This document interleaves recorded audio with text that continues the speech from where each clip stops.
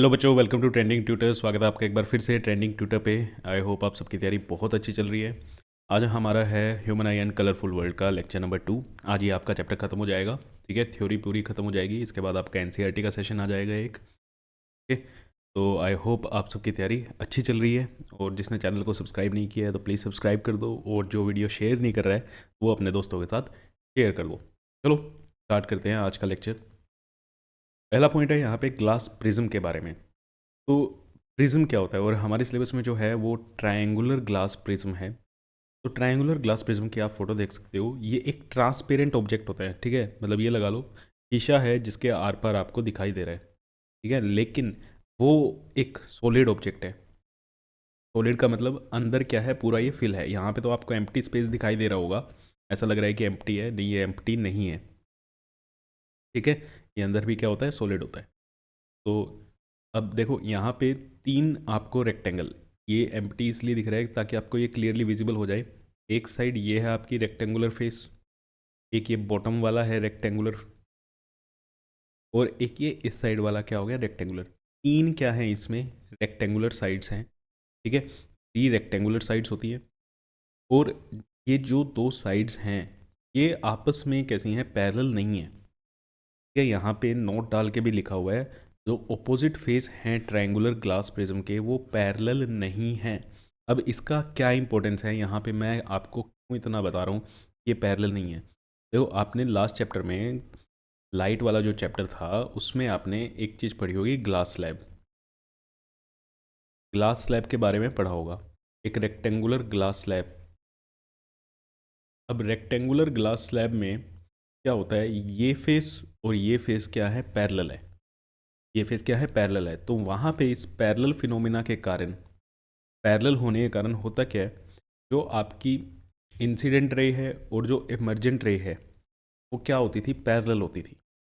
Incident ray, ठीक है, और ये इमर्जेंट रे ये क्या होती थी, पैरेलल होती थी। बट यहाँ पे पैरेलल नहीं होंगी। सबसे मेन बात, क्या आपको प्रिज्म क्यों पढ़ रहे हो। ठीक है, ग्लास स्लैब से जब आपने रिफ्रैक्शन देख लिया है तो प्रिज्म से रिफ्रैक्शन में क्या डिफरेंस आएगा समझ रहे हो। तो पहली चीज़, ग्लास स्लैब और प्रिज्म में क्या डिफरेंस होता है। ग्लास स्लैब में जो ऑपोजिट फेसेस होते हैं वो पैरेलल होते हैं, जिसके कारण इंसिडेंट रे और एमर्जेंट रे क्या हो जाती हैं, पैरेलल हो जाती हैं। ठीक है, यहाँ पे क्या होगा, यहाँ पे रेज पैरेलल नहीं निकलेंगी। इंसिडेंट रे और जो आपके एमर्जेंट रे है वो पैरेलल नहीं होगी। अगर हम यहीं पे आपको दिखा दें, इस डायग्राम में बढ़िया दिख रहा है, ये ऊपर का क्या है, रेड कलर। तो ये आपकी क्या है, एमरजेंट रे है। ये आपकी क्या है, एमरजेंट रे। अब आप देख लो, क्या यहाँ पे आपको एमरजेंट रे और इंसिडेंट रे को अगर हम एक्सटेंड कर दें, क्या वो पैरेलल दिखाई दे रही हैं, नहीं ना। तो ग्लास प्रिज्म में और ग्लास स्लैब में सबसे बड़ा डिफरेंस यही होता है कि ग्लास स्लैब में ऑपोजिट फेसेस क्या होते हैं, ऑपोजिट फेसेस पैरेलल होते हैं। तो incident ray emergent ray parallel होती हैं। यहाँ पे ऑपोजिट फेसेस कुछ ना कुछ एंगल पे होते हैं, पैरेलल नहीं है। पैरेलल नहीं है तो इंसिडेंट रे और एमर्जेंट रे भी पैरेलल नहीं होंगी। ये आपका कॉन्सेप्चुअली बहुत अच्छा क्वेश्चन बनता है। और जब आपका पेपर ये लगा लो कि टफ लेवल का आए ना, अच्छे लेवल का आए, तब ऐसे ऐसे क्वेश्चंस आपसे पूछे जाते हैं। क्लियर है। अब इसको हम दूसरे डायग्राम से देखते हैं और यहाँ पे समझते हैं। देखो अब ये, अगर इसको हम ज्वाइन करें तो ये एक ट्रायंगुलर साइड होगी प्रिज्म की, एक पीछे वाली ये ट्रायंगुलर साइड होगी, नीचे एक फेस हो गया, और ये जो होगी एक रेक्टेंगुलर साइड ये है, और एक रेक्टेंगुलर साइड इधर वाली होगी। ठीक, तो ये दोनों साइड्स अब पैरेलल तो नहीं है, एक दूसरे से किसी ना किसी एंगल पे है, एक दूसरे से किसी ना किसी एंगल पे है। और ये जो हम एंगल बना रहे हैं इन दो फेसेस के बीच में, ये जो F1 और F2 लिखा हुआ है, इन दो फेसेस के बीच में जो एंगल होता है उसी को हम क्या बोलते हैं, एंगल ऑफ प्रिज्म। उसी को हम क्या बोलते हैं, एंगल ऑफ प्रिज्म। मीन्स यहाँ पे जो हमारा एंगल P है, एंगल P क्या है, angle of prism, angle of prism. अब ये दूसरी फोटो क्या बनी हुई है यहाँ पे, पी क्यू आर ट्रायंगल जो बनाया हुआ है। देखो अब हम हर बार अपने प्रिज्म को ऐसा नहीं बनाएंगे, ठीक है। अपने कॉपी में जब आप डायग्राम बनाओगे तो आप ऐसा एंगल, ऐसा प्रिज्म नहीं बनाओगे, आप सिंपली किससे शो करोगे, एक ट्रायंगल से शो करोगे, ठीक है बेटा। और यहाँ पे ये जो ट्रायंगल है इसमें ये जो है वो क्या है, आपका एंगल ऑफ प्रिज्म। तो यहाँ पे एंगल ऑफ प्रिज्म ध्यान रखना, the opposite faces of the glass prism F1 and F2 are not parallel to one another, they are inclined at an angle, the angle between opposite faces is called angle of prism. इसे हम क्या बोलते हैं, angle of prism. तो हमारा यहाँ पे जो एंगल ऑफ प्रिज्म है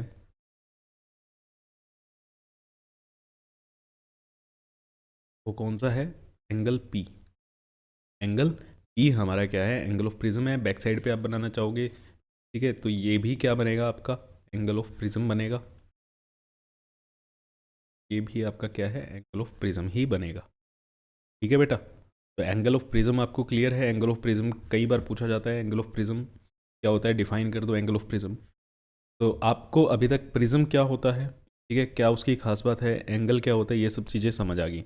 अब हम बात करते हैं रिफ्रैक्शन की, ठीक है। रिफ्रैक्शन कैसे होता है, तो ये आपके सामने एक रे डायग्राम बना हुआ है, ये आपके बुक से ही है, लेकिन अभी हम यहाँ पे बना के भी देखेंगे। अब यहाँ पे देखो क्या है, यहाँ पे एक वर्ड लिखा हुआ है, ये दो तीन वर्ड लिखे हुए हैं, यूजिंग मोनोक्रोमेटिक लाइट। अब ये मोनोक्रोमेटिक लाइट क्या होती है, ठीक है, मोनोक्रोमेटिक लाइट होती क्या है। मोनोक्रोमेटिक लाइट, देखो मोनो का मतलब होता है सिंगल या एक ही, क्रोमेटिक का मतलब कलर, मतलब एक कोई सिंगल कलर की आपके पास क्या आ रही है, लाइट आ रही है, ठीक है। जैसे आपने पढ़ लिया है, अब तो आपके सैंपल पेपर चल रहे होंगे, आपको पता है वाइट लाइट में क्या होता है, 7 डिफरेंट कलर्स होते हैं। वाइट लाइट में क्या होता है, 7 डिफरेंट कलर्स होते हैं। तो अगर वो आएगी तो वो स्प्लिट कर जाएगी।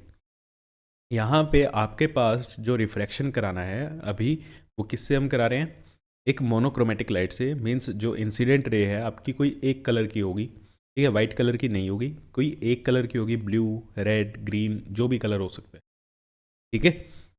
तो चलो, अब ये रे डायग्राम बनाना कैसे है, तो मेरे साथ साथ बनाओ।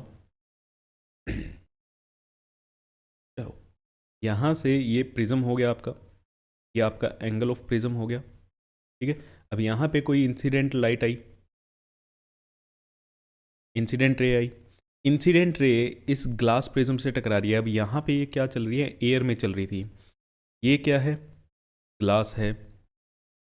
तो एयर क्या होगा, रेयरर मीडियम रहेगा, ग्लास क्या रहेगा अंदर, डेंसर मीडियम रहेगा। अब यहाँ पे क्या होगा, रिफ्रैक्शन होगा, क्योंकि मीडियम चेंज हो रहा है। अब रिफ्रैक्शन कराना कैसे है, देखो जो भी पॉइंट ऑफ इंटरसेक्शन हो या जहाँ पे भी आपका मीडियम चेंज हो रहा है, वहाँ पे आपको सबसे पहले क्या करना होता है, एक परपेंडिकुलर सरफेस से 90 डिग्री पे क्या बनाओ, एक परपेंडिकुलर ड्रॉ करो, जिसे हम क्या कहते हैं, नॉर्मल। और नॉर्मल और इंसिडेंट रे के बीच में जो एंगल बना वो क्या बना, इंसिडेंट एंगल। वो क्या बन गया, इंसिडेंट एंगल। अब आपको पता है जब भी रे रेयर मीडियम से डेंसर मीडियम की तरफ जाती है, एक्चुअली में अगर यहाँ पे कोई मीडियम ना होता तो ये रे कैसे जाती, तो ऐसे जाना चाहिए था सीधा, है ना। अगर ये ग्लास प्रिज्म आपको हटा दो तो ये रे सीधी ऐसे निकलती, बट मीडियम चेंज होने से इसकी डायरेक्शन चेंज हो जाएगी। डायरेक्शन चेंज होने से क्या होगा, अब ये इधर ना जाए, जाके ये जो आपका एन परपेंडिकुलर है, रेयरर से डेंसर जब जाएगी तो ये नॉर्मल की तरफ बेंड हो जाएगी थोड़ा, ये मान लो ऐसे चली गई। क्या हुआ, ऐसे अब चली गई। देखो इधर जाना चाहिए था, थोड़ा सा ये किधर, थोड़ा सा ये किधर चली गई, नॉर्मल की तरफ, ठीक है। और नॉर्मल, और अब ये क्या है, रिफ्रैक्टेड रे, ये क्या है, रिफ्रैक्टेड रे। नॉर्मल और रिफ्रैक्टेड रे के बीच में जो एंगल होता है वो क्या होता है, angle of refraction, angle of refraction. अब यहाँ पे लाइट क्या चल रही है, सीधी चल रही है। क्यों चल रही है सीधी, भैया एक ही मीडियम में चल रही है ना, ये एक ही मीडियम में चल रही है। यहाँ पे तो अंदर कोई मीडियम चेंज नहीं हो रहा, तो ये स्ट्रेट गई। अब यहाँ पे फिर से क्या हो रहा है, एक इंटरफेस है, अंदर ग्लास है आपका, और बाहर क्या है, फिर से एयर है। इस बार ये डेंसर, ये रेयरर, मतलब डेंसर और रेयरर तो सेम ही है, लेकिन लाइट कहाँ से कहाँ जा रही है, इस बार डेंसर से रेयरर में जा रही है। तो सबसे पहले अगेन यहाँ पे क्या बनाओ, एक नॉर्मल बनाओ, एन डैश आपका क्या हो गया, नॉर्मल हो गया। अब जब भी रे, अब इसको सीधे सीधे ऐसे जाना चाहिए। अगर आपका प्रिज्म नहीं है तो सीधे सीधे इसको ऐसे आ जाना चाहिए। लेकिन जब भी रे डेंसर से रेयर में जाएगी तो वो कहाँ पे जाती है, अवे फ्रॉम द नॉर्मल। कहाँ जाती है, अवे फ्रॉम द नॉर्मल। तो अगर इसको हम प्योर कलर से दिखाएं तो ये ऐसे जाएगी।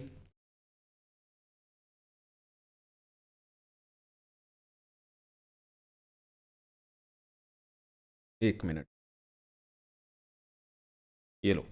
अब देखो ये ऐसे आपकी जाएगी। ये जो फाइनल रे बाहर निकली है इसे हम क्या बोलते हैं, एमरजेंट रे। ये क्या बोला जाता है, एमरजेंट रे। और ये तो ओरिजिनल पाथ था जो रे को जाना चाहिए था, इसे हम हटा देते हैं यहाँ से। एमरजेंट रे और नॉर्मल के बीच में जो एंगल बनेगा वो क्या होगा, एंगल ऑफ एमरजेंस। वो क्या होगा, हमारा एंगल ऑफ एमरजेंस। अब ये सारी चीज़ें आपको पेपर में लिख के भी आनी है, और उसके लिए आपको थ्योरी अच्छे से आनी चाहिए, एक एक स्टेप का पता होना चाहिए कहाँ पे क्या हो रहा है। 2 बार रिफ्रैक्शन हो रहा है, एक बार इस पॉइंट पे, एक बार इस पॉइंट पे। तो फाइनली हमारी रे ऐसे निकल रही है। अब देखो, इंसिडेंट रे को एक्सटेंड करें तो ये इधर जा रही थी, एक्चुअल में रे जानी किधर चाहिए। अगर यहाँ पे कोई प्रिज्म ना हो तो रे को कहाँ जाना चाहिए भाई, इस रास्ते पे रे को चलना चाहिए।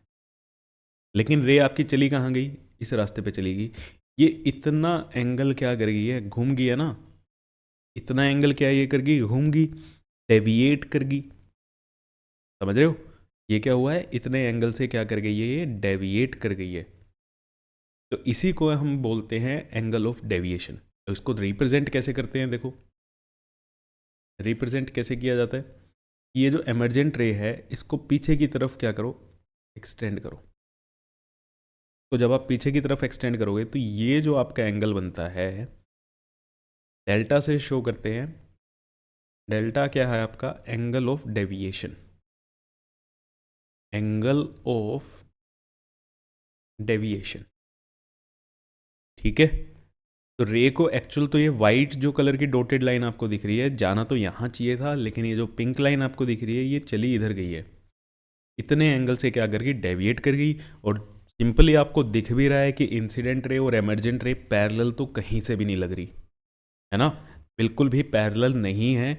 लेकिन ग्लास लैब में पैरेलल होती थी, बट यहाँ पे क्यों नहीं है, क्योंकि आपके प्रिज्म के जो ओपोजिट फेसिस हैं वो ही पैरेलल नहीं है।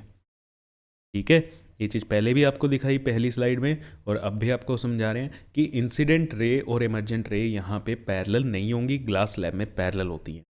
ओके बेटा, तो ये ट्रायंगल का जो भी नाम है, नामकरण आप अपने आप कर लेना।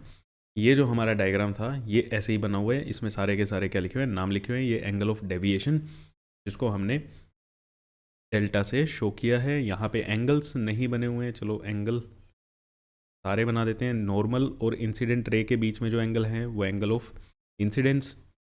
फिर नॉर्मल और रिफ्रैक्टेड रे के बीच में जो एंगल है वो एंगल ऑफ रिफ्रैक्शन। नॉर्मल और एमरजेंट रे के बीच में जो एंगल है, एंगल ऑफ इंसिडेंस। ये जो आपका एंगल हो गया, ये यहाँ से मेजर कर लो, कहीं से भी मेजर कर लो, ये जो एंगल है वो क्या हो गया आपका, एंगल ऑफ डेविएशन, जिसको हमने डेल्टा लिखा है, या आपके स्कूल में डी भी लिख सकते हैं। ठीक है, तो ये पूरी की पूरी आपका रिफ्रैक्शन था कि प्रिज्म से रिफ्रैक्शन होता कैसे है। आपको इसकी प्रैक्टिस करनी है। ठीक है, अपनी कॉपी में 2 से 3 बार बना के देख लेना, समझ आ गया होगा। यहाँ पे इसको एंगल ऑफ प्रिज्म ये शो कर देना कि ये क्या है, आपका एंगल ऑफ प्रिज्म है। एंगल ऑफ प्रिज्म, आपको इस डायग्राम को आपको बना के देखना है। पता नहीं बच्चे इसमें भी कई बार गलतियाँ करते हैं, या तो वो एंगल गलत बनाए आते हैं, ठीक है, कईयों का तो नॉर्मल ही सही नहीं बनता, तो पता ही नहीं चलता कहाँ से रे निकालनी है। ओके, तो इसकी आपको क्या करनी है, प्रैक्टिस करनी है। थ्योरी आपके लिए यहाँ पे सारी लिखी हुई है। थ्योरी ये कंप्लीट लिखी हुई है, अगर आ जाए पूरा का पूरा रिफ्रैक्शन एक्सप्लेन करना आ जाए कैसे हो रहा है तो इसमें आपको दिख जाएगा। तो ये पूरी आपके लिए थ्योरी है, 2 स्लाइड्स में आपकी थ्योरी लिखी हुई है। ठीक है, हर एक चीज़ यहाँ पे मेंशन की हुई है कि एंगल ऑफ डेविएशन होता क्या है। The angle between the incident ray and the emergent ray is called angle of deviation. तो ये एंगल ऑफ डेविएशन की क्या होगी, डेफिनेशन होगी। क्या है definition of angle of deviation, definition of angle of deviation. ठीक है, चलो अभी तो हमने क्या कराया है यहाँ पे, एक मोनोक्रोमेटिक लाइट को यूज़ किया था, मींस एक ऐसी लाइट को यूज़ किया था जिसमें सिर्फ और सिर्फ क्या है, एक ही कलर है ना। अगर आप एक से ज़्यादा कलर वाली लाइट को क्या कर लो, यूज़ कर लो, मतलब कोई ऐसी इंसिडेंट रे है जिसके पास 2 3 4 5 बहुत सारी क्या है कलर्स से मिलके वो लाइट बनी हुई है। जैसे आपने पेंटिंग तो बचपन में की होगी, है ना, 2 कलर को मिक्स करते थे, तीसरा कलर बन जाता था, है ना, जो जो कलर बना उसमें वो दोनों कलर थे। तो अब वैसी ही हम बात कर रहे हैं। तो यहाँ पे एक बीम ली है वाइट लाइट की। वाइट लाइट कैसी, जो आपकी ट्यूबलाइट से लाइट आ रही है वो वाइट लाइट है, सनलाइट जो है वो वाइट लाइट है। अब बच्चों को यहाँ पे भी ना थोड़ी सी दिक्कत हो जाती है कि सनलाइट सर वाइट लाइट कैसे है, सन तो येलो कलर का है, समझ रहे हो। सन का कलर क्या है, सन का कलर क्या होता है बेटा, वाइट होता है। ठीक है, बचपन से आप जो वो फोटो बनाते आ रहे हो, ठीक है, बिल्कुल येलो कलर का आप सन दिखाते हो, है ना, ऐसे ऐसे करके। वो सन नहीं होता, सन का कलर येलो नहीं होता है, सन का कलर क्या होता है, वाइट होता है। ठीक है, लेकिन वाइट आंखों को अच्छा नहीं लगेगा बच्चों को देखने में, तो इसलिए वो येलो बनाते आ रहे हैं। ये चीज़ है। तो यहाँ पे बच्चों को थोड़ी सी परेशानी होती है कि सनलाइट वाइट लाइट क्यों होती है। सन का कलर भी याद रखना भैया, वाइट ही होता है। ठीक है, तो अब यहाँ पे जो वाइट लाइट होती है वो, उसको अगर आप प्रिज्म से पास कर दो तो वो ना स्प्लिट कर जाती है 7 डिफरेंट कलर्स में। वो किस में स्प्लिट कर जाती है, 7 डिफरेंट कलर्स में वो स्प्लिट कर जाती है। अब इसका मतलब क्या है भाई, इसका मतलब क्या है कि वो वाइट लाइट जो थी वो 7 अलग अलग कलर से मिलके बनी हुई थी। वो किससे मिलके बनी हुई थी, 7 अलग अलग कलर से मिलके बनी हुई थी। यार अभी बताया ना, आप जो पेंटिंग करते हो उसमें क्या होता है, आपने 2 कलर मिक्स किए तीसरा कलर बन जाता है। तो वो जो तीसरा कलर बनना उसमें वो 2 कलर होंगे ना।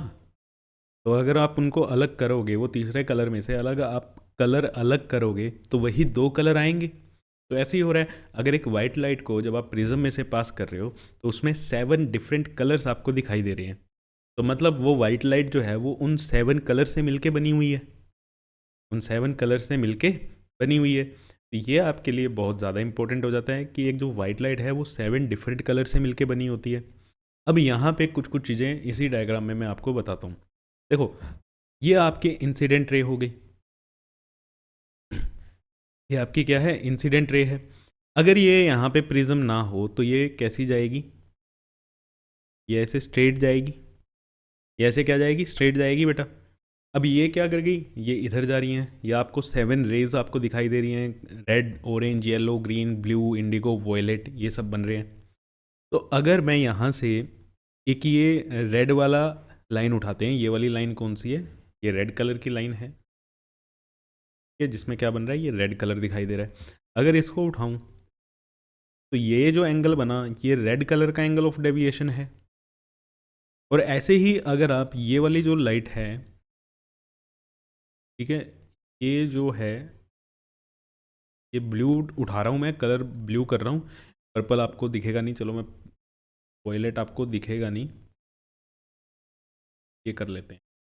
ठीक है, पर्पल कलर से अगर इससे अगर मैं डेविएशन एंगल बनाऊं तो ये जो एंगल बना ये वॉयलेट कलर का एंगल ऑफ डेविएशन बना। ठीक है, या सिंपली हम क्या करते हैं, अपने हाथ से बनाते हैं।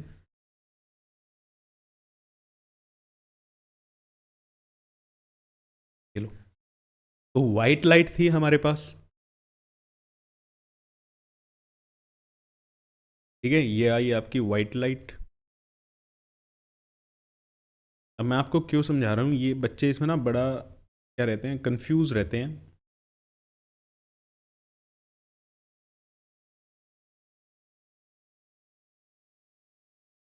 ठीक है, ये ऊपर वाला जो हो गया ये रेड का हो गया, और ये क्या हो गया, वॉयलेट हो गया, बीच में ये सातों कलर आ गए।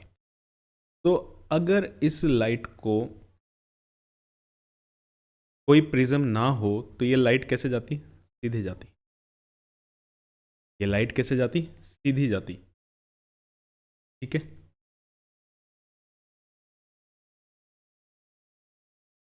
अब ये लाइट सीधी जाती, तो ये क्या, कौन से कलर की लाइट है, रेड कलर की लाइट है, रेड कलर की लाइट है। तो ये अगर इसको पीछे एक्सटेंड करें, ये जो एंगल बना, ये रेड कलर का एंगल ऑफ डेविएशन बना, angle of deviation of red colour.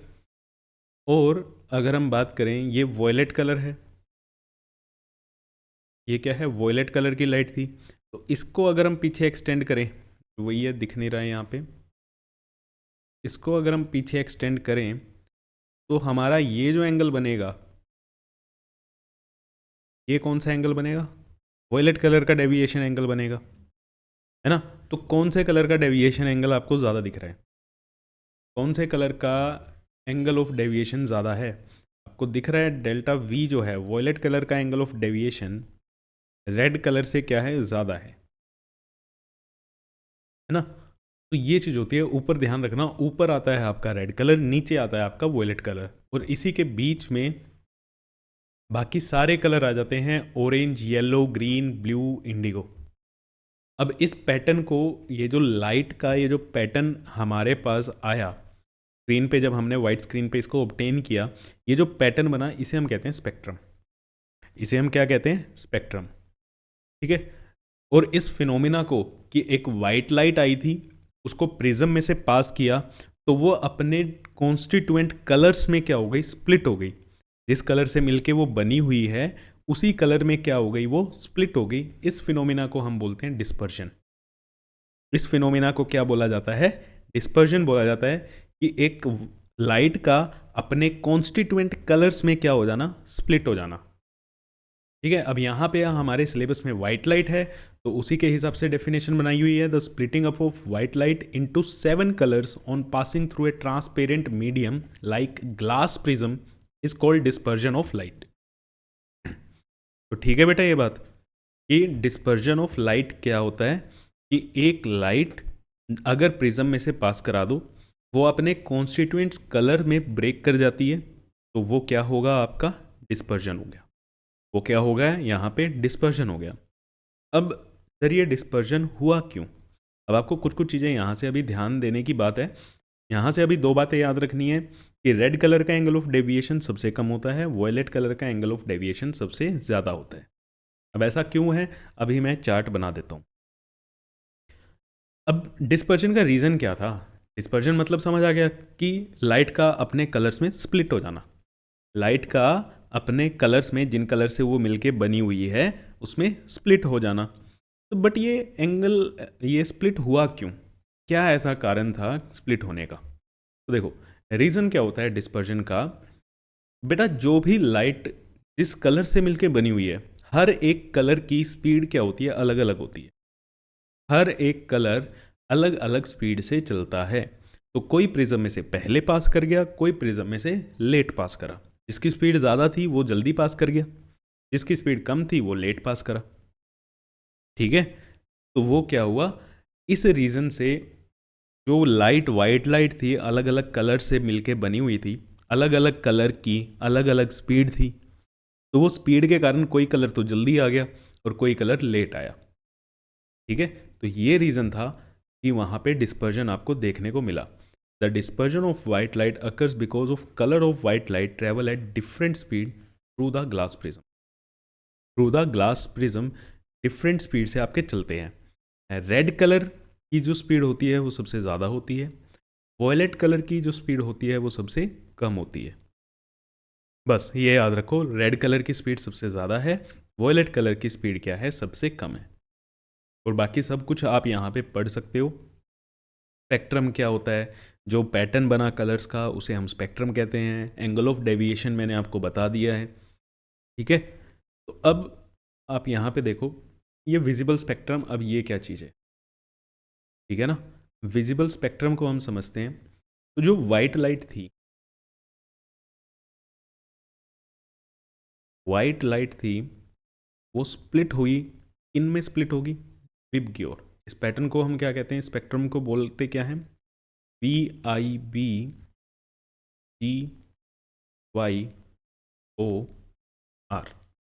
VIBGYOR. ठीक है। अब जो सनलाइट होती है, ठीक है, जो आपकी लाइट होती है ना बेटा, लाइट एक इलेक्ट्रोमैग्नेटिक वेव होती है। लाइट क्या होती है, एक इलेक्ट्रोमैग्नेटिक वेव होती है। अब यहाँ पे विबग्योर का मतलब क्या होता है, ये कलर्स के नाम है जो नीचे आपके लिखे हुए हैं, मैं नहीं लिखूंगा, मेरे को दूसरी इन्फॉर्मेशन लिखनी है। V stands for violet, B blue. यहाँ पे देखो, यहाँ पे आपका गलत से लिखा हुआ है स्पेक्ट्रम, स्पेक्ट्रम गलत नहीं लिखा हुआ है। वॉयलेट, ब्लू, सियान, ग्रीन, येलो, ऑरेंज, रेड, इन्होंने इस हिसाब से बनाया हुआ है। आपका क्या होता है, इन्होंने इसी को ब्लू बोल दिया है, वॉयलेट, इंडिगो। तो आपको ध्यान रखना है, ब्लू, VIBGYOR,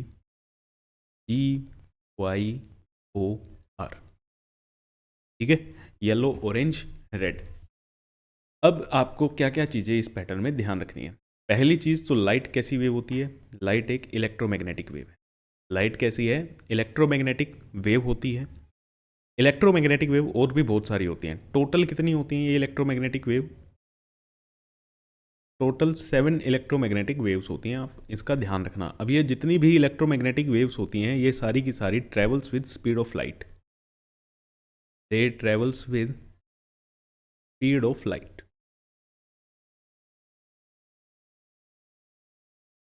ठीक है, और भी होती हैं, उसका मैं आपको नेक्स्ट स्लाइड पे बताता हूँ। बट यहाँ से आपको क्या ध्यान रखना है, वाइट लाइट जो है वो 7 कलर से मिलके बनी होती है। कौन कौन से कलर होते हैं, VIBGYOR। जो स्पेक्ट्रम बनेगा, जो आपका क्या बना, स्पेक्ट्रम बना, उसमें बॉटम में क्या था, सबसे नीचे कौन सा कलर होगा, वायलेट, और टॉप पे कौन सा कलर होगा, रेड। एक चीज़ ये ध्यान रखनी है। अब और क्या इंफॉर्मेशन आपको ध्यान रखनी है, देखो, वॉयलेट से रेड की तरफ आप जाओगे, वॉयलेट से रेड की तरफ आप जाओगे तो आपकी वेवलेंथ क्या होती है, बढ़ती है। अब 2-3 क्वेश्चन पूछे जाते हैं यहाँ से। वॉयलेट से रेड की तरफ जाने पे वेवलेंथ क्या होगी, इंक्रीज करेगी। मीन्स वॉयलेट की वेवलेंथ सबसे कम है, उसके बाद इंडिगो, फिर ब्लू, फिर ग्रीन। जैसे अगर मैं पूछ लूँ ब्लू या फिर ऑरेंज में से किसकी वेवलेंथ ज़्यादा होती है, तो किसकी वेवलेंथ ज़्यादा होती है, ऑरेंज की वेवलेंथ क्या है, ज़्यादा है, ऑरेंज की वेवलेंथ ज़्यादा है। ठीक है, तो ये चीज़ आपको ध्यान है। सेकंड, वेवलेंथ और फ्रीक्वेंसी एक दूसरे के उल्टा होते हैं, जिधर जिसकी वेवलेंथ ज़्यादा उसकी फ्रीक्वेंसी कम, तो फ्रीक्वेंसी इस साइड आपकी इंक्रीज करेगी। फ्रीक्वेंसी क्या होती है, यहाँ पे इंक्रीज करती है। मीन्स वही अगर 2 क्वेश्चन हम पूछ लें, ग्रीन और रेड में फ्रीक्वेंसी किसकी ज़्यादा है, फ्रीक्वेंसी किसकी ज़्यादा होगी, ग्रीन वाले की। फ्रीक्वेंसी किसकी ज़्यादा होगी, ग्रीन की। रेड की फ्रीक्वेंसी सबसे कम, वॉयलेट की फ्रीक्वेंसी सबसे ज़्यादा। अब जिधर फ्रीक्वेंसी सबसे ज़्यादा होती है उधर ही एनर्जी भी सबसे ज़्यादा होती है, तो एनर्जी भी इधर इंक्रीज करेगी। एनर्जी क्या होती है, एनर्जी यहाँ पे इंक्रीज करती है। एनर्जी पूछ ले, इंडिगो और ऑरेंज में किसकी एनर्जी ज़्यादा है, तो इंडिगो की और एनर्जी क्या है, ज़्यादा है। ठीक है, तो ये 2-3 तरीके से यहाँ से क्वेश्चन पूछे जाते हैं स्पेक्ट्रम के ऊपर। विबग्योर का जो आपका स्पेक्ट्रम है, वेवलेंथ किसकी ज़्यादा होती है, फ्रीक्वेंसी किसकी ज़्यादा होती है, या एनर्जी किसकी ज़्यादा होती है। जैसे वेवलेंथ का यहाँ पे लिखा हुआ है, ठीक है, आप इधर देखोगे वैल्यू लिखी हुई है, वॉयलेट की 380 से 440 के बीच में है, तो जबकि रेड की 625 से 470 के बीच में है। आपको याद नहीं रखनी है, ठीक है, वैल्यूज़ आपको याद नहीं रखनी है। ऊपर का जो ये मैंने चार्ट बनाया है, ठीक है, एरो से आपको सिर्फ ये याद रखना है कि किधर वेवलेंथ इंक्रीज हो रही है, किधर फ्रीक्वेंसी इंक्रीज हो रही है। ओके बेटा, तो अब मैं आपको एक दूसरा स्पेक्ट्रम भी दिखाता हूँ जो इलेक्ट्रोमैग्नेटिक वेव्स का स्पेक्ट्रम होता है। अब इलेक्ट्रोमैग्नेटिक वेव्स कौन कौन सी होती हैं, ये हैं beta gamma, X ray, UV ray, ultra violet stands for UV, infrared ray, यहाँ पे आपकी क्या आ गई, ये क्या है आपकी विजिबल रे। ये कौन सी रे है, विजिबल रे। अब विजिबल रे का मतलब क्या है आपका, वाइट लाइट, इसको विजिबल रीजन भी कहते हैं। अब विजिबल रीजन में कहाँ से आ गया, violet, indigo, blue, green, yellow, orange, red. ठीक है, ये आपका विजिबल का आपका ये स्पेक्ट्रम बन गया। उसके बाद इंफ्रारेड रे, देन माइक्रोवेव जो आपके घरों में माइक्रोवेव ओवन यूज़ होता है उसमें, रेडियो वेव जो आपकी सैटेलाइट्स में यूज़ होती हैं। ठीक है, ये सारी क्या होती हैं, इलेक्ट्रोमैग्नेटिक वेव्स होती हैं। और इन सब का ऑर्डर यहीं पे लिखा हुआ है। इन वेवलेंथ क्या है, इस साइड लेफ्ट टू राइट आपकी वेवलेंथ क्या हो रही है, इंक्रीज हो रही है। अब ये देखो, रेड की एनर्जी क्या है, सबसे कम है, इधर क्या है, लो एनर्जी है, इधर क्या है, हाई एनर्जी है। ठीक है, वॉयलेट की एनर्जी क्या है, सबसे ज़्यादा है। यही हमने यहाँ पे लिखा है कि इधर जाओगे, राइट से लेफ्ट जाओगे तो आपकी एनर्जी क्या हो रही है, इंक्रीज हो रही है, वॉयलेट की एनर्जी सबसे ज़्यादा है। ठीक है बेटा, क्लियर है। तो आपको ये दो चीज़ें समझ आ गई, डिस्पर्जन भी अच्छे से समझ आ गया, इलेक्ट्रोमैग्नेटिक स्पेक्ट्रम भी आपको समझ आ गया है। नेक्स्ट आपका क्या है, recombination of disperse light. Recombination मतलब वाइट लाइट से आपकी क्या बनी थी, 7 डिफरेंट कलर्स आपके दिखाई दिए थे। आपने एक बार वाइट लाइट को इंसिडेंट रे बना के डिस्पर्जन कराया, प्रिज्म से पास कराया, तो वो 7 अलग अलग कलर्स में टूट गया। भैया वाइट लाइट सातों कलर से मिलके बनी हुई है, तो वो 7 कलर में टूट गई।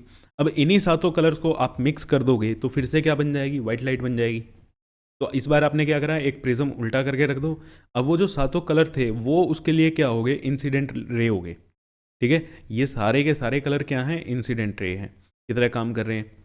तो यहाँ से जब ये सारे कलर मिक्स होंगे, मिक्स होके कौन सा कलर बन जाएगा, वाइट लाइट बन जाएगी। तो आपके पास आई भी वाइट लाइट थी और बाहर भी कौन सी निकली, आपके पास वाइट लाइट ही निकली।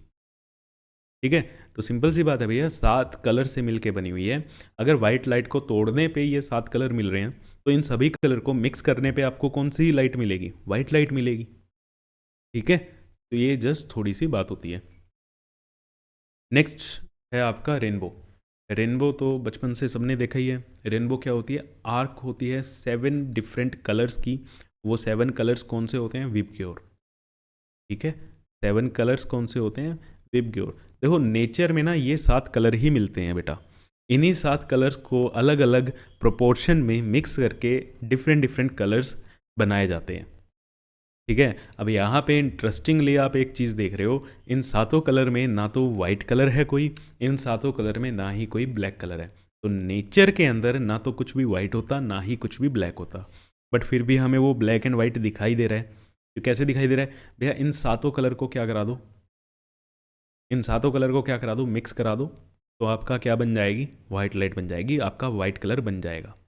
अब सर फिर ब्लैक कैसे बनते हैं, है ना, ब्लैक बनता नहीं है, ब्लैक बना देते हैं, लेकिन आपको नेचर में कोई भी चीज़ ब्लैक कैसे दिखाई देती है ना। जैसे यहाँ पे हेडिंग आपको ये ब्लैक कैसे दिखाई दे रही है, आपने लाइट चैप्टर में एक चीज़ पढ़ी थी, आपकी आंखों में जब रेज आ रही हैं, देखो ये आंखों में जोन सी रे, जोन से कलर की रे आती है ना बेटा, वही कलर आपको दिखाई देता है, वही कलर क्या होता है, आपको दिखाई देता है। अगर इनमें से कोई भी कलर आपकी आंखों पे ना पहुँचे, इनमें से एक भी कलर आपकी आंखों पे ना पहुँचे, तो आपको कैसा चीज़ दिखाई देगी, आपको चीज़ें ब्लैक दिखाई देंगी। आपको चीज़ें कैसी दिखाई देंगी, ब्लैक दिखाई देंगी। ठीक है, तो यहाँ पे चलो हम रेनबो पढ़ने से पहले मैं आपकी एक दो डाउट्स क्लियर कर देता हूँ कि वाइट कलर क्या होता है और ब्लैक कलर क्या होता है।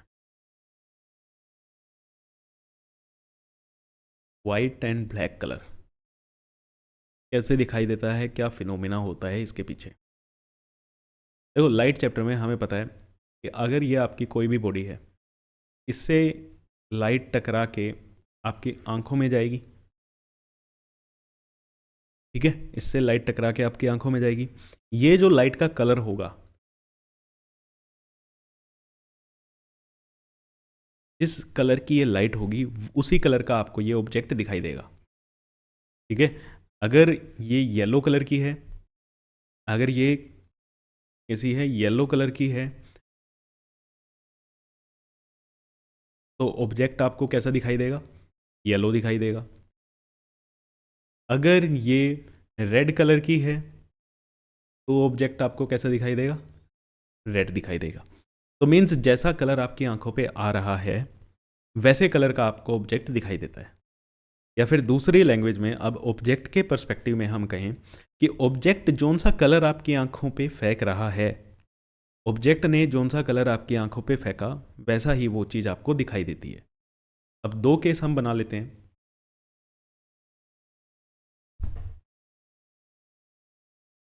जस्ट ओके, अब हमने एक ये बॉडी बनाई और यहाँ से रिफ्रैक्शन हुआ। ठीक है, यहाँ से रिफ्रैक्शन हुआ और आपकी आंखों में लाइट गई। अब देखते हैं ये चीज़ आपको वाइट कब दिखाई देगी, ये चीज़ आपको वाइट कब दिखाई देगी। तो देखो, या तो ये सनलाइट होगी या आपकी क्या होगी, ट्यूबलाइट होगी। दोनों ही दोनों कैसी हैं, वाइट लाइट है। मीन्स ये तो क्या है, वाइट लाइट आपको आ रही है। अब वाइट लाइट कितने कलर से मिलके बनी हुई है, 7 कलर से। तो मीन्स इस ऑब्जेक्ट के पास अब यहाँ पे कितने कलर आ रहे हैं, इस ऑब्जेक्ट के पास इस लाइट में कितने कलर आ रहे हैं, 7 कलर आ रहे हैं। कितने कलर आ रहे हैं, 7 कलर आ रहे हैं। और मान लेते हैं इन 7 कलर में से इसने ये ब्लू कलर आपकी आंखों में फेंका। 7 कलर में से इसने 6 कलर एब्जॉर्ब कर लिए, एक कलर ब्लू कलर को इसने क्या कर दिया, रिफ्रैक्ट कर दिया। तो ये ऑब्जेक्ट आपको अब कैसा दिखाई देगा, ब्लू कलर का दिखाई देगा। आपकी आंखें इसको कैसा दिखाई देगी, कैसे देखेंगी, ब्लू कलर की तरह देखेंगी। अब दूसरा केस, आई होप अब आप चीज़ें समझ रहे हो। यहाँ पे फिर से आपके पास क्या आई, वाइट लाइट आई, यहाँ से रिफ्रैक्शन हुआ। अब क्या करते हैं, इस ऑब्जेक्ट ने, अब इस ऑब्जेक्ट के पास 7 कलर आए, इसने वो 7 के 7 कलर्स क्या कर दिया, आपकी आंखों पे रिफ्रैक्ट कर दिए। इसने सातों के सातों कलर को क्या कर लिया, रिफ्रैक्ट कर दिया। तो आपकी आंखों में अब 7 कलर्स जा रहे हैं। ठीक है, आपकी आंखों में 7 कलर्स जा रहे हैं और ये सातों रंग मिल के कैसा रंग बनेगा, वाइट कलर का बनेगा। ये सातों रंग जब आपकी आंखों में एक साथ जाएंगे तो सातों रंग मिक्स हो जाएंगे, और सातों रंग ये मिक्स हो जाएंगे तो आपको कैसी दिखाई देगी, ये चीज़ वाइट दिखाई देगी।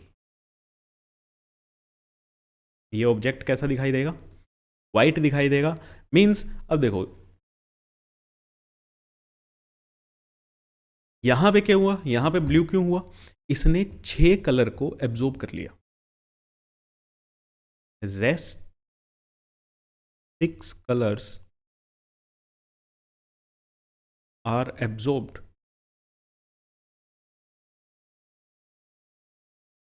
बाय दिस ऑब्जेक्ट,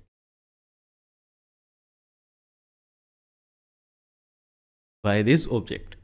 तो 6 कलर तो इसने अपने पास रख लिए, एक ब्लू कलर आपकी आंखों में फेंका तो आपको ये ऑब्जेक्ट कैसा दिखाई दिया, ब्लू कलर का दिखाई दिया। सेकंड, इस केस में मान लेते हैं ये फिगर ए, ये बी।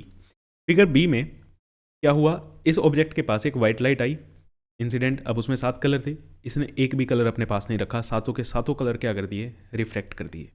सातों कलर रिफ्रैक्ट कर दिए तो आपकी आंखों में सातों कलर गए, सातों कलर मिक्स हो जाएंगे तो आपको चीज़ कैसी दिखाई देगी, वाइट दिखाई देगी। तो मीन्स आपको कोई भी चीज़ वाइट कब कैसी दिखाई देती है, when all the colours, all 7 colours are refracted. ठीक है, when all colours are refracted, जब सारे कलर का क्या हो जाए, रिफ्रैक्शन हो जाए। ठीक है, सारे कलर्स का क्या हो जाए, रिफ्रैक्शन हो जाए, तब आपको कैसी चीज़ दिखाई देगी, वाइट चीज़ दिखाई देगी। अब लास्ट केस, ब्लैक कब दिखाई देगा, इसके पास फिर से क्या आई, वाइट लाइट आई। अब वाइट लाइट आई, इसने क्या किया, कुछ भी कलर रिफ्लेक्ट नहीं किया। इसने सारे कलर्स क्या कर लिए, एब्जॉर्ब कर लिए। All colours are absorb.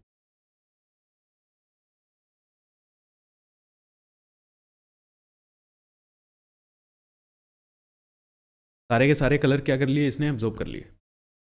तो अब सारे के सारे कलर्स इसने एब्जॉर्ब कर लिए, आपकी आंखों में कोई भी कलर नहीं जा रहा, तो आपको ये किसी भी कलर की दिखाई नहीं देगी।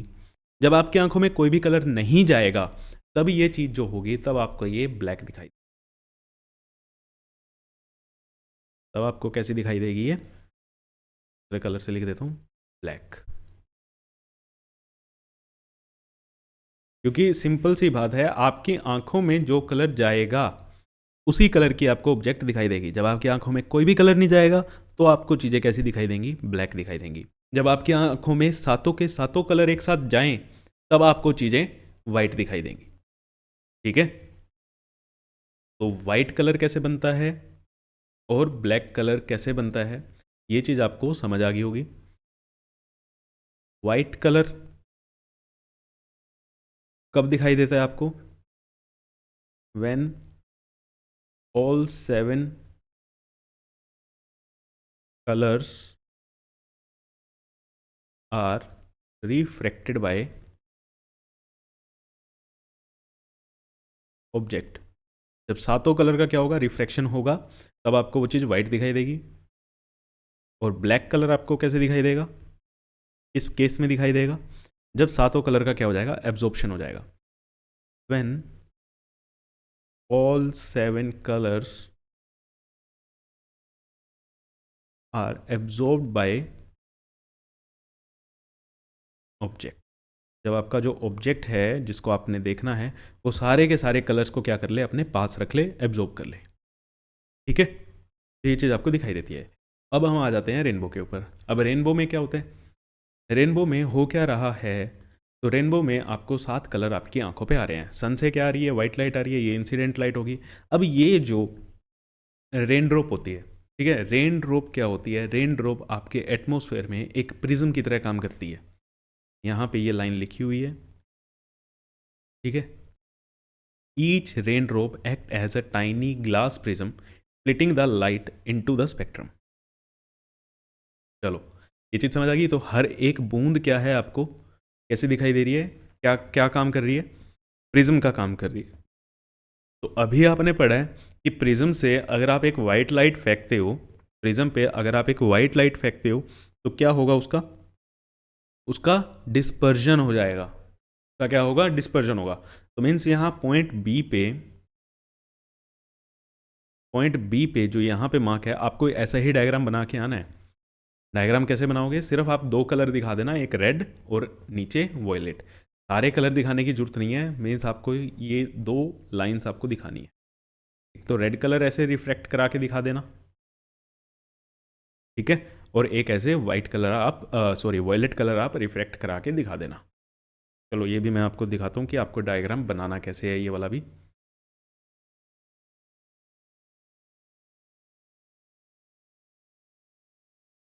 ये वाटर ड्रॉपलेट है,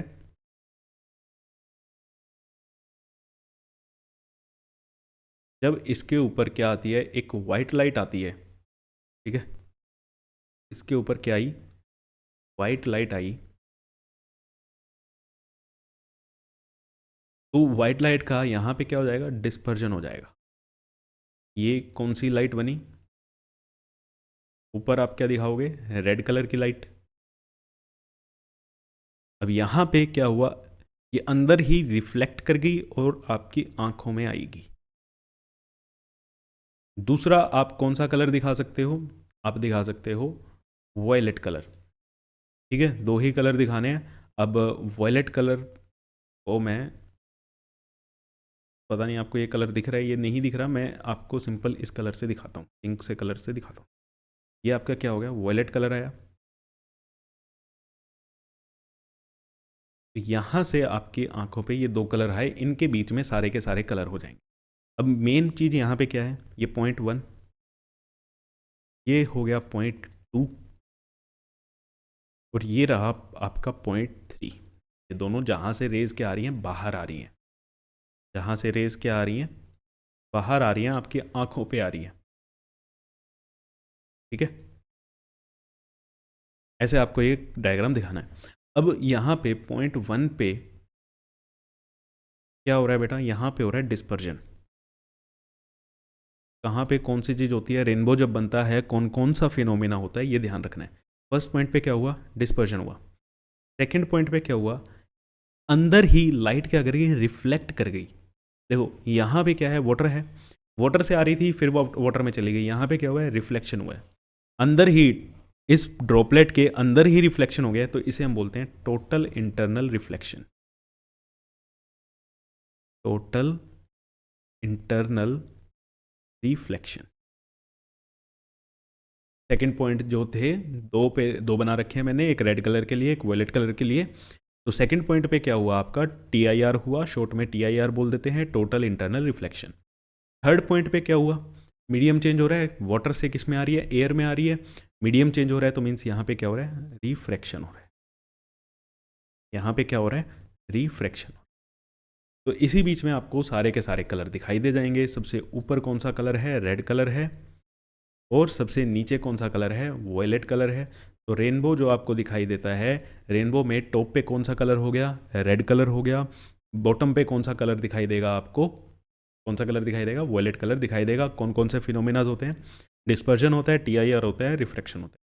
आपको कई बार MCQ में सिर्फ एक भी दे सकते हैं या तीनों भी दे सकते हैं। अगर तीनों दिए हैं तो ऑल ऑफ द अबव जो ऑप्शन रहता है वो आपको लगाना है।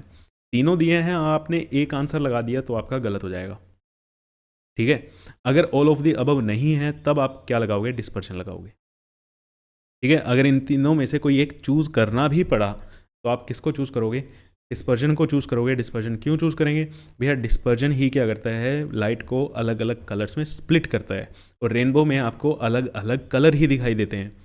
तो प्राइमरी क्या है, डिस्पर्जन है। अगर डिस्पर्जन ना हो, डिस्पर्जन अगर नहीं हुआ तो आपको डिफरेंट डिफरेंट कलर नहीं दिखाई देंगे, तो रेनबो आपका बनेगा ही नहीं। ठीक है बेटा, तो ये चीज़ होती है रेनबो के अंदर। और मैं वो वाइट एंड ब्लैक वाला, चलो ठीक है, स्लाइड्स ऊपर नीचे हो गई हैं थोड़ी, वो एडजस्ट कर लेना।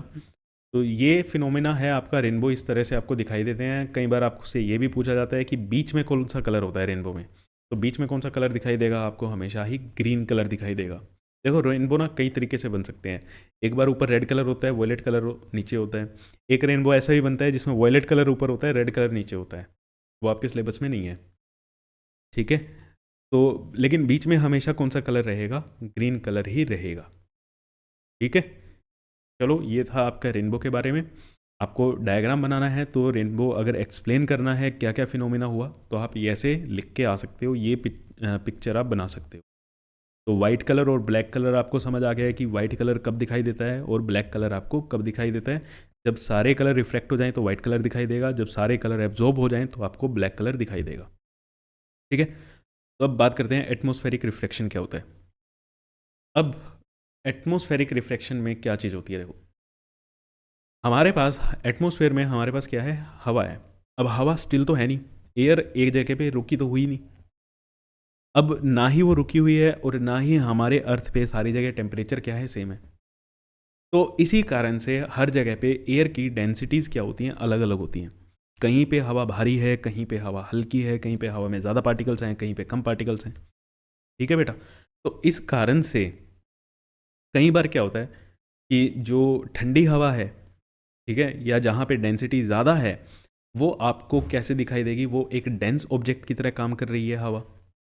ठीक है, डेंसर मीडियम की तरह काम कर रही है। जहाँ पे टेम्परेचर कम है, जहाँ पे डेंसिटी कम है, वो एक रेयरर मीडियम की तरह काम कर रही है।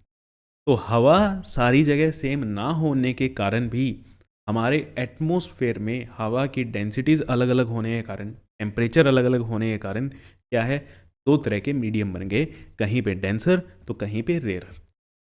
कहीं पे क्या हो गया, डेंसर हो गया, कहीं पे क्या हो गया, रेयरर हो गया। तो इसी के कारण अब जब मीडियम डिफरेंट हो गए, तो मीडियम डिफरेंट होने से कौन सा फिनोमेना होता है, रिफ्लेक्शन होता है। ठीक है, जब लाइट एक मीडियम से दूसरे मीडियम में ट्रैवल करती है, मीन्स रेयरर और डेंसर के बीच में ट्रैवल कर रही है, तो वहाँ पे कौन सा फिनोमेना होता है, रिफ्रैक्शन। ठीक है, लाइट वाले चैप्टर से पढ़ते आए हैं, तो यहाँ पे भी तो वही हो रहा है। लेकिन यहाँ पे हमारे पास हमने कोई मीडियम नहीं बनाया, एटमॉस्फेयर में अपने ही एनवायरमेंटल कंडीशंस के कारण मीडियम बन गए। कहीं पे हवा एक डेंसर मीडियम की तरह काम कर रही है और कहीं पे हवा एक रेयरर मीडियम की तरह काम कर रही है। रीज़न इसका समझ आ गया कि टेम्परेचर भी सेम नहीं है और डेंसिटीज़ भी सेम नहीं है। क्लियर है बेटा?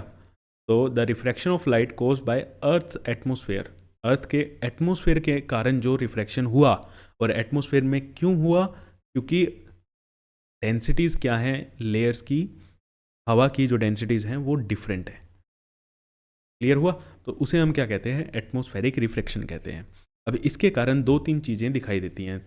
जैसे एक है आपका ट्विंकलिंग ऑफ स्टार्स, एक है आपका twinkling of stars.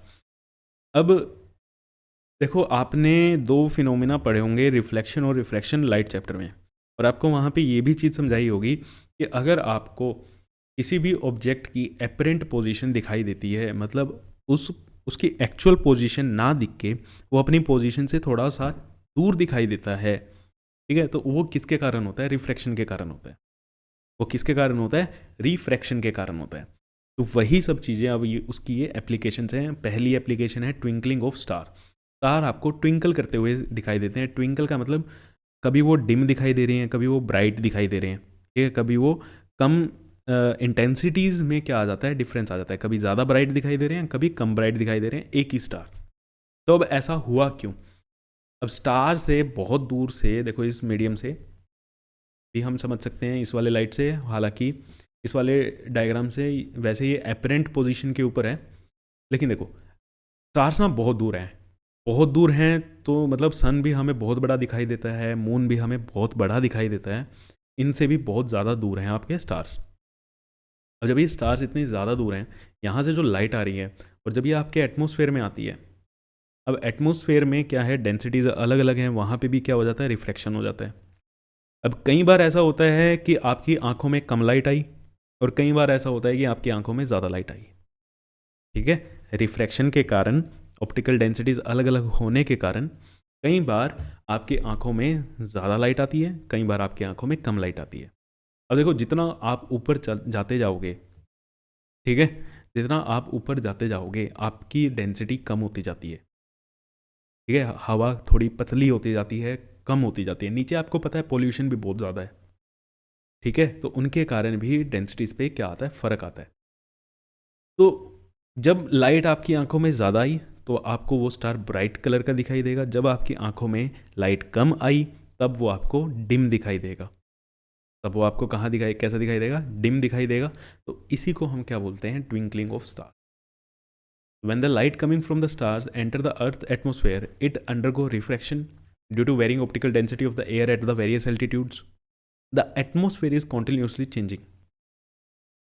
The continuously changing atmosphere refract the light from the star by different amount from one moment to the next.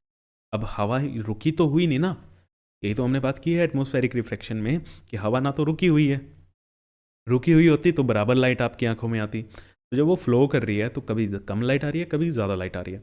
When the atmosphere reflect more star light towards us, the star appear to be bright. जब ज़्यादा light हमारे पास आती है तो हमें वो जो star है वो ब्राइट दिखाई देता है। When the atmosphere reflect less star light, जब एटमॉस्फेयर से कम लाइट आ रही है हमारे पास, तब जो वो स्टार है वो कैसा दिखाई दे रहा है? डिम दिखाई दे रहा है। इस तरीके से हमारी आंखों पे जो लाइट पहुंच रही है, कभी कम पहुंच रही है, कभी ज़्यादा पहुंच रही है एटमॉस्फेरिक रिफ्रैक्शन के कारण, और इसीलिए हमें क्या हो रहा है? स्टार ट्विंकल करते हुए नज़र आ रहे हैं, कभी वो ब्राइट नज़र आ रहा है, कभी वो डिम नज़र आ रहा है। और दूसरा पॉइंट क्या है यहाँ पे? ये हमें एपरेंट पोजीशन दिखाई देती है, apparent position of star. Star होता तो यहाँ पे, ये उसकी क्या है? एक्चुअल पोजीशन है। ये क्या है? एक्चुअल पोजीशन है। यहाँ से लाइट आ रही है, अब लाइट ऐसे आ रही है, रिफ्रैक्ट होते होते होते होते उसकी डायरेक्शन चेंज होगी, आपकी आंखों में ऐसे आई लाइट, आपको लग रहा है स्ट्रेट लाइन में। अब लाइट आपके हिसाब से कहाँ कैसे चलती है? स्ट्रेट लाइन में चलती है, तो आपको वो स्टार एक्चुअल में यहाँ पे दिखाई दिया, ठीक है ना, आपको वो चीज़ें यहाँ पे दिखाई दी। जैसे लास्ट चैप्टर में आपको वो भी बताया होगा कि पेंसिल बेंड होती हुई दिखाई देती है। पेंसिल क्या है? बेंड हुई हुई दिखाई देती है। आप अगर ग्लास में डाल दो पानी में और उसी गिलास में अगर आप कोई कॉइन डाल दो वो थोड़ा सा ऊपर उठा हुआ दिखाई देता है। तो ये सारी अपरेंट पोजीशंस किसके कारण होती है? रिफ्रैक्शन के कारण होती है। ठीक है। उसी के कारण क्या फिनोमेना होता है? Advance sunrise and delay sunset. तो इसका तो आपको थैंक यू करना चाहिए, क्योंकि आपको सूर्यदेव के दर्शन टोटल 4 मिनट के लिए एक्स्ट्रा रहते हैं, है ना। एक्चुअल में क्या होता है, सन अभी राइज भी नहीं हुआ होता, ये होराइजन है। होराइजन मतलब आपकी आंखों का जो सीधा सीधा लेवल है, ठीक है, उसको आप होराइजन मान लो। तो वो जो एक्चुअल पोजीशन है अभी सन की, वो इस होराइजन से नीचे है, आपको नहीं दिखाई दे रहा है। बट लाइट जो आ रही है, उस लाइट के कारण जब वो रिफ्रैक्ट होकर आपकी आंखों में आई, एटमॉस्फेरिक रिफ्रैक्शन के कारण आपको लगता है सन, आपकी पोजीशन क्या है, सन ऊपर आपको दिखाई देता है।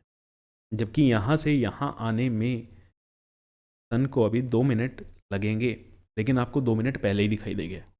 और ऐसे ही होता है जब ये सनसेट का टाइम आता है। सन एक्चुअल में सेट हो चुका होता है, ठीक है, सूर्य अस्त हो चुका होता है, मतलब हाँ अस्त ही बोलते हैं ना, हाँ सूर्य अस्त हो चुका होता है, लेकिन आपको लगता है नहीं नहीं अभी वो हो रहा है। ठीक है। इसीलिए वो सनसेट पॉइंट्स बने होते हैं ना, वो इसी चीज़ में होते हैं, वहाँ पे आपको जाता हुआ दिखाई देता है, लेकिन एक्चुअल में वो नीचे ही है, एक्चुअल में हो चुका है। ठीक है। तो ये चीज़ है, advance sunrise and delayed sunrise. 2 minute आपको पहले दिखाई दे जाता है, सनराइज नहीं होता उससे भी 2 मिनट पहले, और सनसेट के 2 मिनट बाद तक आपको दिखाई देता है। तो टोटल 4 मिनट के लिए आपको सूर्यदेव के दर्शन ज़्यादा रहते हैं। नेक्स्ट चीज़ आती है स्कैटरिंग ऑफ लाइट। स्कैटरिंग का मतलब होता है बेटा लाइट का बिखरना। बेस्ट एग्जांपल आप देखो, होली के कलर्स उठाओ, ठीक है, एक रेड कलर उठा लो, एक वॉयलेट कलर उठा लो, और दोनों को हाथ में ना अच्छे से भर के या प्लेट में डाल के ऊपर उछाल दो, ठीक है, हवा में फैला दो। आप देखोगे आपको लाल कलर ज़्यादा देर तक दिखाई दे रहा है हवा में, लेकिन वॉयलेट कलर ना बहुत जल्दी क्या हो जाएगा, वैनिश आउट हो जाएगा आपके, जहाँ पे भी आपने स्कैटर किया है इसको, जहाँ पे भी आपने इसको बिखेरा है हवा में। तो ऐसा क्यों हुआ? ठीक है, इसी चीज़ को हम कहते हैं स्कैटरिंग ऑफ लाइट। अब इस होली वाले एक्सपेरिमेंट से भी आपको सीधा सीधा पता चल जाएगा कि कौन सा कलर ज़्यादा स्कैटर होता है। स्कैटरिंग का मतलब समझ आ गया, बिखरना। Scattering is the phenomena of light change in direction. करो कुछ नहीं है, मैं आपको सीधा सा बता रहा हूँ। स्कैटरिंग का ध्यान रखना, scattering is inversely proportional to wavelength. Exact formula नहीं बता रहा मैं, ठीक है, ना कि आपको चाहिए भी नहीं है। ठीक। तो स्कैटरिंग डायरेक्टली इनवर्सली प्रोपोर्शनल होती है वेवलेंथ के, मीन्स जिसकी वेवलेंथ ज़्यादा होगी, वेवलेंथ जिसकी ज़्यादा होगी वो कलर उतना ही कम स्कैटरिंग करेगा, उसकी स्कैटरिंग कम होगी, कम बिखरेगा वो कलर। अब हमें पता है रेड कलर की वेवलेंथ क्या है, सबसे ज़्यादा होती है। रेड कलर की वेवलेंथ क्या है, सबसे ज़्यादा है।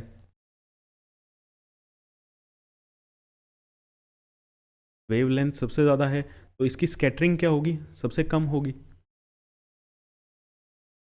स्कैटरिंग क्या होगी, सबसे कम होगी, मतलब ये बिखरेगा नहीं। अच्छा, इसका उल्टा सोच के देखो, बिखरेगा नहीं मतलब ये स्कैटर नहीं होगा, जल्दी बिखर नहीं जाएगा, तो ये दूर तक क्या रहेगा, फोकस रहेगा। दूर तक क्या रहेगा, ये फोकस रहेगा। इसीलिए जो आपके डेंजर सिग्नल्स हैं ना, वो रेड कलर के बनाए जाते हैं, ताकि वो हवा में बिखरते नहीं हैं। रेड कलर हवा में जल्दी से नहीं बिखरता, नहीं बिखरता मीन्स वो फोकस रहता है। जो चीज़ फोकस रहेगी वो चीज़ आपको दूर से दिखाई भी दे जाएगी। यही कारण होता है रेड कलर के डेंजर सिग्नल्स बनाए जाते हैं।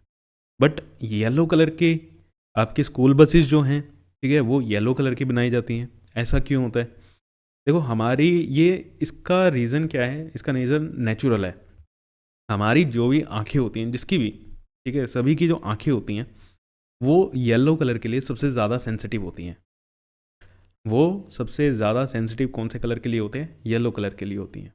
तो इसीलिए स्कूल बसेस जो हैं वो येलो कलर की बनाई जाती हैं। क्यों सेंसिटिव कहने का मतलब क्या है, कि आप रेड कलर को 5 मिनट के लिए आप रेड कलर को देखते रहो, और 5 मिनट के लिए आप येलो कलर को देखो। रेड कलर को आप जब देखोगे आपकी आंखें परेशान होना स्टार्ट हो जाएंगी, आपकी आंखें मतलब ऐसा लगाओ पेन होना स्टार्ट हो जाएगा। लेकिन येलो कलर को काफ़ी कंफर्टेबली आप देख पा रहे हो। जैसे यहीं पे देख लो, अगर मैं ये चीज़ कैटरिंग जो मैंने वर्ड लिखा है, एक येलो कलर से लिखा हुआ है, एक रेड कलर से लिखा हुआ है, आपको मतलब कौन सा अच्छा लग रहा है और कौन सा अच्छा लग रहा है, कौन सी आपकी आंखों को देखने में ज़्यादा परेशानी नहीं हो रही। येलो कलर को आपकी आंखों को देखने में ज़्यादा परेशानी नहीं हो रही है ना। तो इसीलिए कहते हैं हमारी आंखें जो हैं वो येलो कलर के लिए ज़्यादा सेंसिटिव रहती हैं, तो इसीलिए वो जो बसेस हैं वो येलो कलर की बनाई जाती हैं। ठीक है बेटा, चलो नेक्स्ट स्लाइड पे चलते हैं।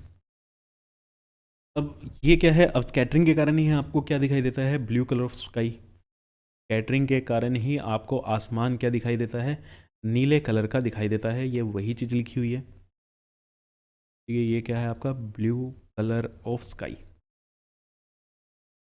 अभी सर आपने कहा कि रेड कलर ज़्यादा नहीं फैलता तो हमें रेड कलर दिखाई देना चाहिए। देखो हमारे एटमॉस्फेयर में अब स्कैटरिंग जो होती है ना वो पार्टिकल के साइज़ के ऊपर भी डिपेंड करती है। ठीक है, मैं यहाँ पे एक चीज़ लिख देता हूँ, scattering also depends on size of particle. अब इसका मतलब क्या है, देखो स्कैटरिंग का अभी यहाँ पे ये 2-3 लाइनें लिखी हुई थी, अभी हमने नहीं पढ़ी। क्यों नहीं पढ़ी, अब देखो उसमें क्या लिखा हुआ है, स्कैटरिंग होती कैसे है। कोई भी ये पार्टिकल है, ठीक है, हवा में कितने सारे डस्ट पार्टिकल्स हैं, सब कुछ है। जब इसके ऊपर आके लाइट गिरती है, लाइट इस पे आई, ये क्या करता है, ये कुछ लाइट को एब्जॉर्ब कर लेगा। ने क्या किया, लाइट को एब्जॉर्ब करा और फिर ये लाइट को अलग अलग डायरेक्शन में क्या कर देगा, एमिट कर देगा। अलग अलग डायरेक्शन में क्या करा इसने, लाइट को एमिट कर दी। एब्जॉर्ब किया पहले, ये क्या किया, एब्जॉर्ब किया और फिर उसी लाइट को हर डायरेक्शन में क्या कर दिया, एमिट कर दिया। जैसे यहाँ पे ये डायग्राम में बना हुआ है, जो बने हुए ना हर एरो आपको दिखाई दे रहे हैं, तो ये चीज़ इसी कारण से देखो एक लाइट वो सीधी सीधी जा रही थी, अब वो हर डायरेक्शन में क्या हुई है, बिखर गई है। हर डायरेक्शन में बिखर गई है तो इसकी इंटेंसिटी भी क्या हो जाएगी, कम हो जाएगी, है ना। 10 रुपये आपको मम्मी से आप ही को मिलने हैं, अब वो 10 रुपये आपके और आपके भाई में स्प्लिट हो जाएं, है ना, 2 अलग अलग डायरेक्शन में चले जाएं, अब आपके पास पैसे कम हो जाएंगे। तो सेम वही चीज़, लाइट सीधी सीधी जा रही थी लेकिन इस पार्टिकल से टकरा के इसने क्या किया, एब्जॉर्ब की कुछ लाइट और वो अलग अलग डायरेक्शन में क्या कर दी, एमिट कर दी। अब यहाँ पे कौन सा कलर कितना एमिट हुआ है ये आपके पार्टिकल के साइज़ पे भी डिपेंड करता है। पार्टिकल का साइज़ ज़्यादा होगा तो ये कुछ और कलर्स को एमिट करेगा, साइज़ कम होगा तो कुछ और होता है, वो आपके सिलेबस में नहीं है। बस आपको इतना ध्यान रखना है कि जब ये स्कैटरिंग होती है पार्टिकल पे डिपेंड करता है, और एटमॉस्फेयर में हमारे टाइनी पार्टिकल्स बहुत ज़्यादा हैं जो ज़्यादातर ब्लू कलर को क्या करते हैं, स्कैटर करते हैं। ठीक है, हमारे एटमॉस्फेयर में ऐसे पार्टिकल ज़्यादा हैं जो ब्लू कलर को क्या करते हैं, स्कैटरिंग करते हैं। The scattering of the blue component of light by the air molecule present in the atmosphere causes the blue colour of sky. ठीक है, एक फैक्टर कभी भी रिस्पॉन्सिबल नहीं होता, बहुत सारे अलग अलग फैक्टर्स होते हैं। अभी हमने पीछे जो फैक्टर पढ़ा स्कैटरिंग का वो वेवलेंथ से रिलेटेड था, जो कि आपके पास क्वेश्चन आएंगे जैसे ब्लू और ग्रीन कलर में से किसकी स्कैटरिंग ज़्यादा होगी। ठीक है, तो वो वेवलेंथ के ऊपर रहेगा क्वेश्चन, उसको आपको वेवलेंथ से आंसर करना है। यहाँ पे जो कलर के ऊपर बात आ रही है वो आपके पार्टिकल के साइज़ के ऊपर भी डिपेंड करता है। तो पार्टिकल हमारे नेचर में ऐसे पार्टिकल हैं, हमारे एटमॉस्फेयर में ऐसे पार्टिकल हैं जो ब्लू कलर को ज़्यादा स्कैटर कर रहे हैं। ठीक है, और सनसेट के टाइम पे आपको ये रेडिश कलर दिखाई देता है ना। The sun and the surrounding sky appears red at sunrise and sunset because at the time of the blue colour present in the sunlight has been scattered out or way of line of sight. हमारी आंखों से वो इतना दूर होता है, ठीक है, होराइजन के पास, कि ब्लू कलर ज़्यादा था जो स्कैटर हुआ है ना वो वाइप आउट हो जाता है। क्या हो जाता है, वो धुंधला पड़ जाता है, इस कारण से आपको ये रेडिश कलर का दिखाई देता है। ठीक है, तो यहाँ पे ये चैप्टर आपका क्या हो गया, ख़त्म हो गया। इसका एनसीईआरटी का सेशन आ जाएंगे, NCERT back exercise index question आपके पास सारे आ जाएंगे। तो तब तक के लिए थैंक यू सो मच, और क्लास को भैया शेयर कर दो, चैनल को सब्सक्राइब कर दो। मिलते हैं आपसे नेक्स्ट क्लास में। Thank you.